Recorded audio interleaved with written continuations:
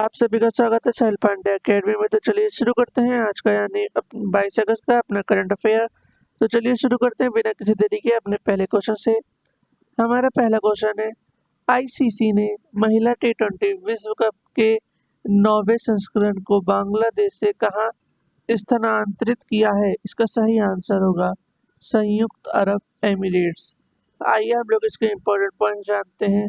अंतर्राष्ट्रीय क्रिकेट परिषद ने महिला टी20 विश्व कप के 9वें संस्करण को बांग्लादेश से संयुक्त अरब एमिरेट स्थानांतरित कर दिया है, लेकिन बांग्लादेश क्रिकेट बोर्ड इस आयोजन का आधिकारिक मेजबान बनेगा। यह टूर्नामेंट 3 से 20 अक्टूबर के बीच दुबई और शारजाह में खेला जाएगा। हमारा अगला क्वेश्चन है, हाल ही में किस देश ने अनिवार्य सैन्य सेवा पुनः लागू की है? इसका सही आंसर होगा क्रोएशिया ने। आइए हम लोग इसके इम्पोर्टेंट पॉइंट्स देखते हैं। क्रोएशिया ने 1 जनवरी 2025 से अनिवार्य सैन्य सेवा फिर से शुरू करेगा। क्रोएशिया 2 महीने की अनिवार्य सैन्य सेवा फिर से शुरू करेगा। यूक्रेन के खिलाफ रूसी आक्रमण के बाद यूरोप में बड़े तनाव के बीच यह कदम उठाया गया है। यह निर्णय सैन्य सेवा की वापसी का प्रतीक है, जिसे 2008 में निलंबित कर दिया गया था। क्रोएशिया के सशस्त्र बलों को आधुनिकीकरण सहयोगियों और नाटो नेतृत्व के साथ हुए समझौते के अनुसार होगा। पिछले साल लातविया ने यूक्रेन पर रूस के आक्रमण के खतरे के बाद सैन्य भर्ती को फिर से शुरू किया था। यूरोप के अन्य देश अनिवार्य सैन्य सेवा को फिर से शुरू करने पर विचार कर रहा है। हमारा अगला क्वेश्चन है, कौन सा देश पहले ही ई स्पोर्ट ओलंपिक खेलों की मेजबानी करेगा? इसका सही आंसर होगा सऊदी अरेबिया। आइए हम लोग इसके इम्पोर्टेंट पॉइंट्स देखते हैं। अंतर्राष्ट्रीय ओलंपिक समिति ने स्पोर्ट्स को वैश्विक स्तर पर बढ़ावा देने के उद्देश्य से पहले स्पोर्ट ओलंपिक खेलों की मेजबानी के लिए सऊदी अरब की राष्ट्रीय ओलंपिक समिति के साथ साझेदारी की। आइए हम लोग इंटरनेशनल ओलंपिक कमेटी के बारे में जानते हैं। इसकी स्थापना 23 जून 1894 में हुई थी। इसका मुख्यालय लॉज़ेन स्विट्जरलैंड में है और इसके अध्यक्ष हैं थॉमस बाक। हमारा अगला क्वेश्चन है, हाल ही में दुनिया के सबसे बुजुर्ग व्यक्ति मारिया ब्रॉयस का निधन हो गया। इनकी उम्र क्या थी? इसका सही आंसर होगा 117 वर्ष। आइए हम लोग इसका इम्पोर्टेंट पॉइंट जानते हैं। 117 वर्ष की आयु में दुनिया की सबसे बुजुर्ग व्यक्ति मारिया ब्रायंस मोरेरा का निधन हो गया। 4 मार्च 1907 को ब्रायंस का जन्म सैन फ्रांसिस्को में हुआ था। 1915 में उनका परिवार स्पेन लौट आया। जनवरी 2023 में गिनीज वर्ल्ड रिकॉर्ड ने औपचारिक रूप से उन्हें फ्रांसिसो ननलूसियल रेंडन के निधन के बाद दुनिया का सबसे बुजुर्ग व्यक्ति के रूप में मान्यता दी।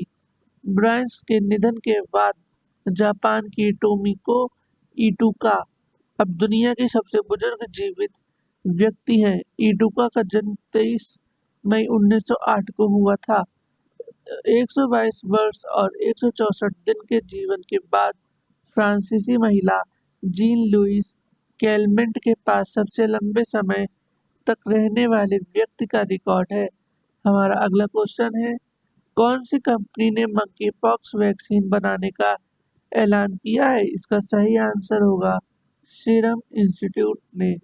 हमारा अगला क्वेश्चन है, हाल ही में पहले हरित अमोनिया निर्यात के लिए भारत और किस देश ने समझौता किया है? इसका सही आंसर होगा जापान। आइए हम लोग जापान से बनने वाले कुछ महत्वपूर्ण करंट अफेयर्स जान लेते हैं। विदेश मंत्री एस जयशंकर ने टोक्यो में महात्मा गांधी की प्रतिमा का अनावरण किया।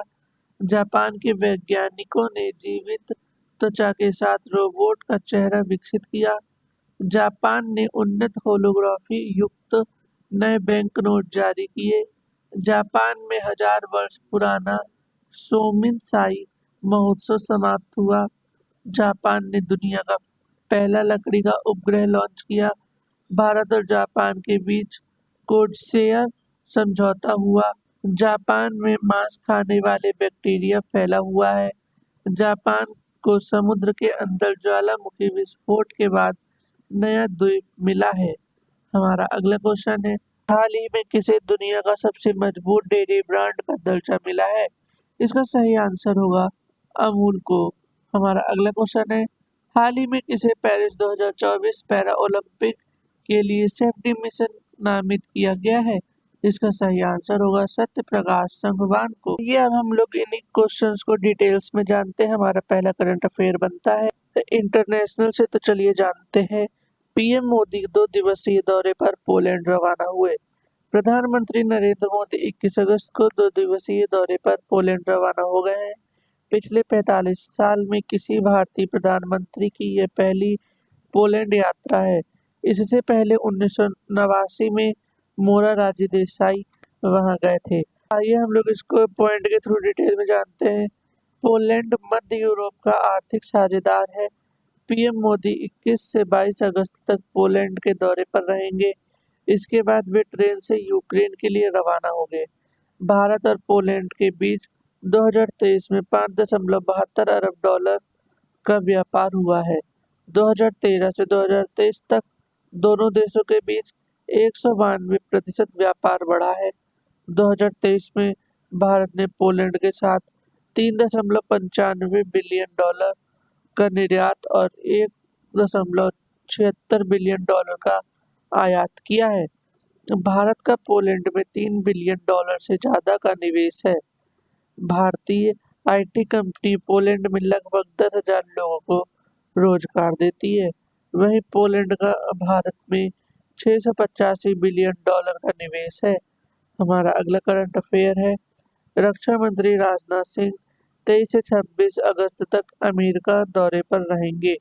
भारत के रक्षा मंत्री राजनाथ सिंह अमेरिका जाने वाले हैं। यह 4 दिवसीय अमेरिका का आधिकारिक दौरा है। वे 23 से 26 अगस्त तक अमेरिकी रक्षा लॉर्ड ऑस्टिन के निमंत्रण पर राजनाथ अमेरिका जा रहे हैं। आइए हम लोग इसको पॉइंट के थ्रू समझते हैं।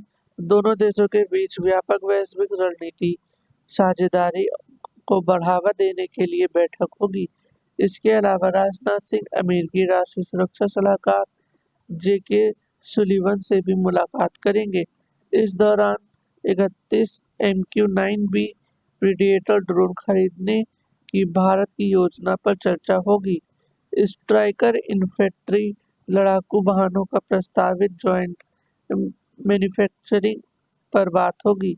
इसके अलावा भारत में GE F414 इंजन का प्रोडक्शन को लेकर वार्ता होगी।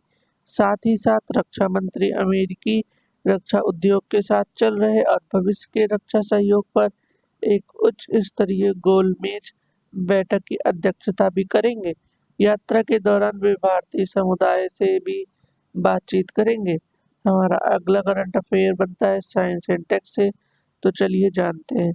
भारत के दूसरे 700 मेगावाट के स्वदेशी न्यूक्लियर एनर्जी रिएक्टर का ऑपरेशन शुरू।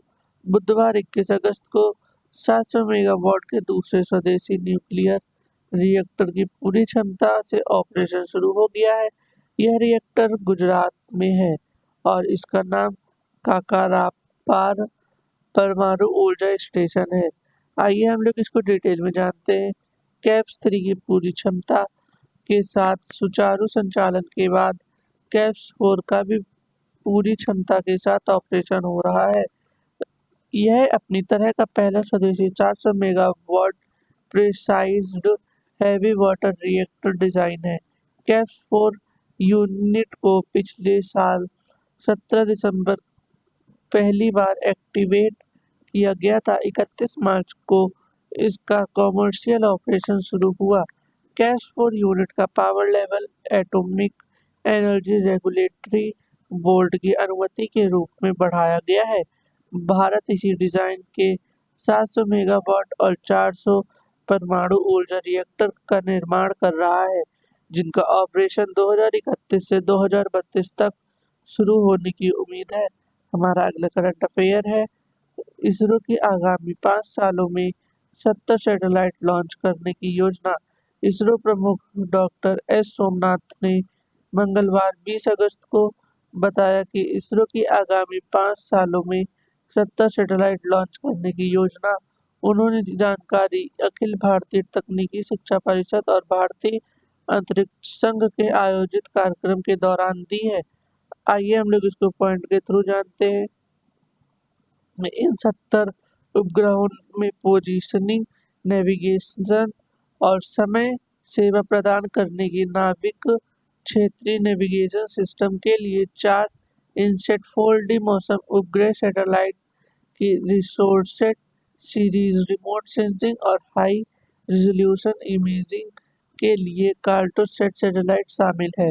इसके अलावा चंद्रयान-3 की सफलता के बाद अब इसरो चंद्रयान-4 और 5 की तैयारी कर रहा है।